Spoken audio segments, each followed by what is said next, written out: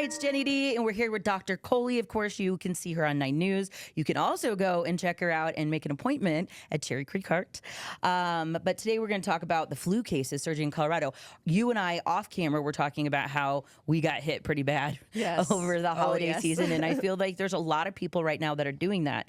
And I know most states are up. How's Colorado in that ranking? We are red hot. In fact, we're one of the hottest states in the country right now in terms of our flu activity. And so, you know, it's kind of surprising this early in the season. It's early-ish in the season. Because isn't it usually February? Yeah, so we can sometimes see a spike in late December and then sometimes in February. But we're here, what we saw this year is really cases started surging in November.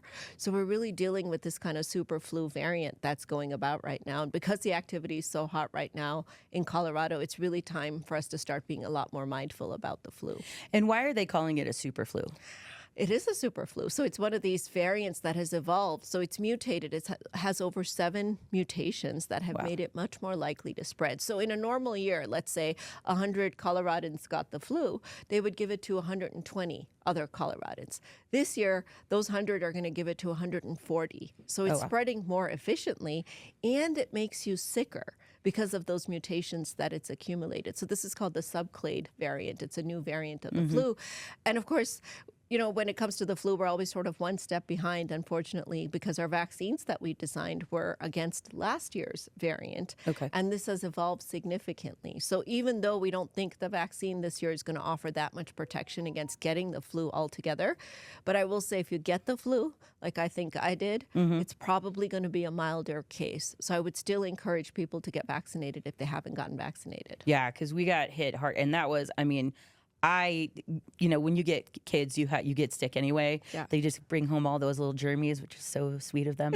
And the flu spreads really efficiently, Jenny. Like it's you know, it's highly, like I said, not just more contagious variant, but it can spread through respiratory droplets. So if you're living in a house with somebody who has the flu, it's really difficult for you not to get it. For most of my patients, I would say it's probably a good idea if you start to feel sick within the first couple of days to swab, because if you test positive for flu, you can talk to your doctor about Tamiflu, and that's more likely to shorten the duration of your illness and also makes you less infectious to others.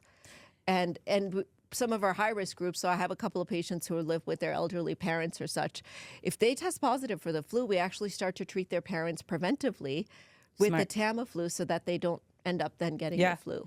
And who is, like, I would say, like, getting hit the hardest right now? So this is what's really weird about this year. Normally, you know, we say the older people get hit the hardest. Now we're seeing the younger, healthier people, and of course our kids, get hit the hardest with this particular variant. And I think there's a couple of reasons for that. When it comes to our really young kids, their immune systems are really naive. So they just haven't seen as many germs, and so their immune system just overreacts sometimes. That's why we're seeing a lot of pediatric hospitalizations from the flu. But when it comes to those young, healthy adults, I think we have seen such a low rate of flu vaccinations this year that I think that that's really set them up to get hit a lot harder than they had been hit in the past, because the variant is a super flu, essentially. And so, okay, so we got the flu, so you get the vaccine. What if, like, say we got the flu, like we got it in my house, is it still okay to go and get the flu vaccine? Or is this something where when I had the flu that actually helps me to build up an immune system? So let's say you were not vaccinated, you got the flu, you've got natural immunity, but you have to document that you got the flu. And that's another reason to really do those over-the-counter tests. And they have these now available at any pharmacy or drugstore. They check for both COVID and flu. And if you want, you can sometimes throw in the RSV as well. Sometimes they have the strep ones too. But at least COVID and flu. If you have muscle aches and pains, fatigue, sore throat, cough, fever, go and get that test, because then you'll know whether you need to then go and get the flu vaccine or not. Because from my illness, for example, I tested negative for flu. Now, thankfully, I had been vaccinated. But had I not been vaccinated, I would have gone and gotten the vaccine, because it's not too late to protect yourself. And in fact, right after you get over an illness, your immune system's actually a little bit suppressed because it's tired. It's been fighting an infection for a week or so. And so that's kind of your highest risk period to get a secondary infection. I'm seeing a couple of patients in my clinic. We have have some staff at 9 News that got both COVID and flu together. Oh. Yes, because they travel together. They're both respiratory viruses, and they're both rampant right now. We've got a COVID surge, we've got a flu surge, we've got a norovirus surge. Remember that? That's the one that gives you the GI illness. Yep, had that one too. And an RSV surge in the South. So we're really in a period where it needs to be, you need to go back to the hand washing. If you don't want to wear the masks, at least make sure you're not touching your face a million times a day, and make sure that if somebody is sick, you test them say that, early. and it's funny because the second you Your say face that, my gets a face little itches. I itchy. know. You're like, no, don't do it. Don't do it. Also, one other thing, too, because we've got all these circulating right now, and it's so dry here in Colorado, like that RSV and stuff, that's a huge one, too. It's huge. And, you know, the HHS has just actually changed the vaccination schedule for kids to not suggest RSV as a mandatory vaccine. So I don't know how that's going to change the landscape. But the more infections we have, the more these viruses get an opportunity to mutate, and the more that they start outsmarting our vaccines and our immune systems.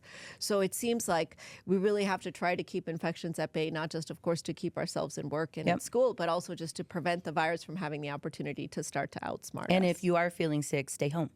Please. Like that's the, I mean, it was the worst time of the year for me to get it, but I was like, no, I'm not going in until my fever's gone for over 24 hours. Same thing you would do with a kid in school. I'm so glad you did that. I had somebody who came to the office the other day while they had COVID. And then literally our whole office, you know, had You're to like, you're not looking like a hero right now. If anything, you're the villain because you're bringing it to all of us. And we don't need that. Yeah. Cookies, that kind of stuff, donuts, those are fine. But no, not on the flu. So just make sure to protect yourself if you can. Get the vaccine, and like the importance of hand washing and everything. I know we've talked about that on the show before. Yeah. But just make sure you're doing what you can to keep yourself and everyone around you. And I would say get that sleep. You know, that 7 to 9 hours of sleep, it's really, really important for our immune system because it really does keep our immune system in shape. All right. Well, thank you, Dr. Kohli. Check her out at Cherry Creek Health. Just make sure you don't go in with a fever.